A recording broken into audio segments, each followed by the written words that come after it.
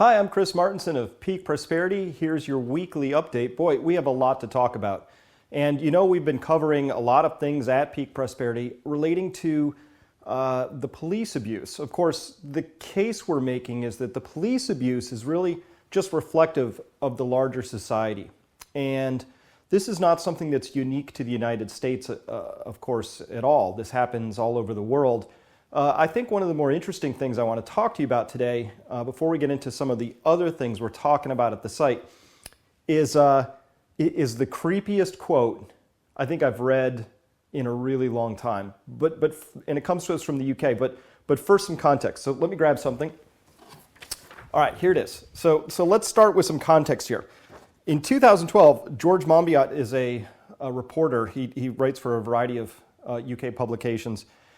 And he wrote in 2012, this is concerning the colonial project that the UK was running in Kenya in the 1950s. So this isn't that long ago. And it goes like this.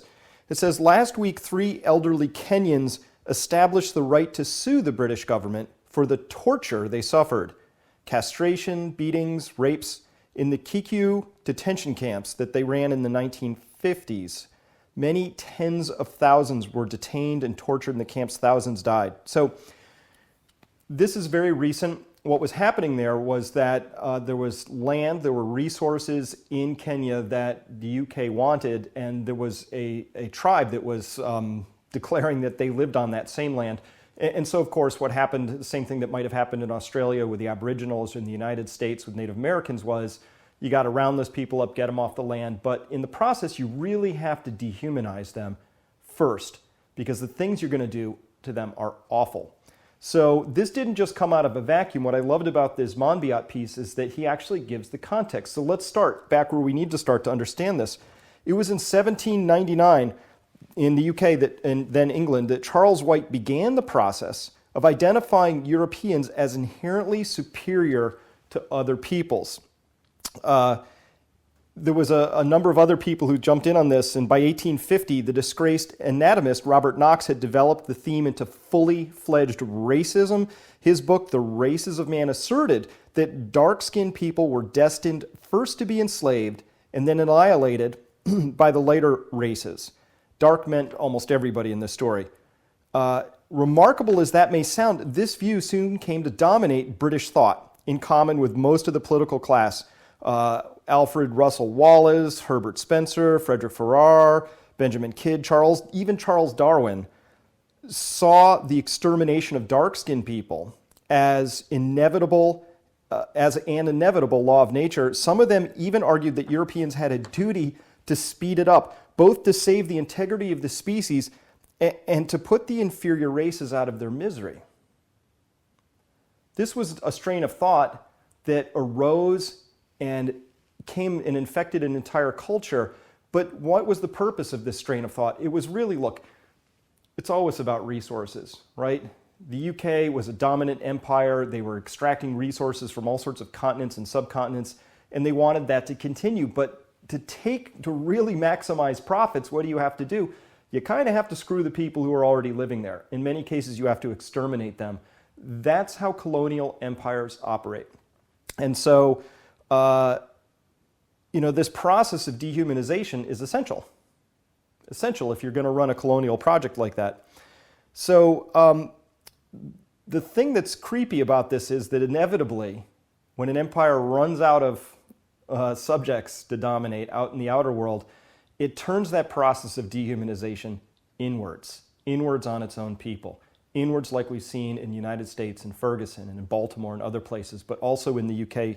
And this brings us to the creepy quote of the day. This is David Cameron. He's talking about extremism, but remember, whether it was dark-skinned people who were inferior, or whether it's Muslims who are inferior, or terrorists, or people who think wrong, you have to dehumanize some class so that you can elevate the state, show your power, and project that power. When it turns inward, it gets ugly. This is why this is the creepy quote. David Cameron yesterday said, "For too long, we have been a passively tolerant society, saying to our citizens, as long as you obey the law, we will leave you alone." as long as you obey the law, we will leave you alone. That's too passively tolerant in his view. It's no longer good enough that you obey the law. What do you need to do? Kiss boots? I mean, it's astonishing. Think about that. As long as you obey the law, we will leave you alone. And he's saying, enough of that. We've been just too passively tolerant for too long. He goes on to say, it's often meant we have stood neutral between different values. He's hinting there that there are British values that are being somehow not honored by these divergent thoughts that are out there. Which values are those, Mr. Cameron? Are those the ones that were on display in Kenya? Those are the ones that were on display in Seringapatam, India in 1799? Were those the ones on display through your entire colonial project? Which values are those exactly? That's what we would be interested to know. Because this is really serious, people. We are now down to the point where we're talking about thought crimes. Crimes against the state are thinking things about the state, not obeying the state in an appropriate way. That's where we've gotten to. And of course, means that either we subject ourselves to that, we submit to it, or we don't. And I don't know what the answer to that is yet, but by the time you have creepy stuff like this coming out, I don't know what else to tell you. So that's pretty much a fascinating thing. We're going to be discussing that, a number of other things. Now we have, switching gears, a new two-parter on the site by Charles Hughes Smith. It's about the disappearing middle-class self-employed person. Lots of data in there around why that's happening. For myself as a self-employed person, I can tell you that the burdens that the state puts upon small businesses is large. It's very large. I mean, before you even open your first door and have your first customer come through, whether that's a virtual or a real door, there's all sorts of filings, all sorts of paperwork, all sorts of legal hoops, all sorts of accounting, lawyers, you name it, all have to be sort of lined up. All that has to be done, and then that has to be perpetuated year after year, and you're responsible for making all that happen.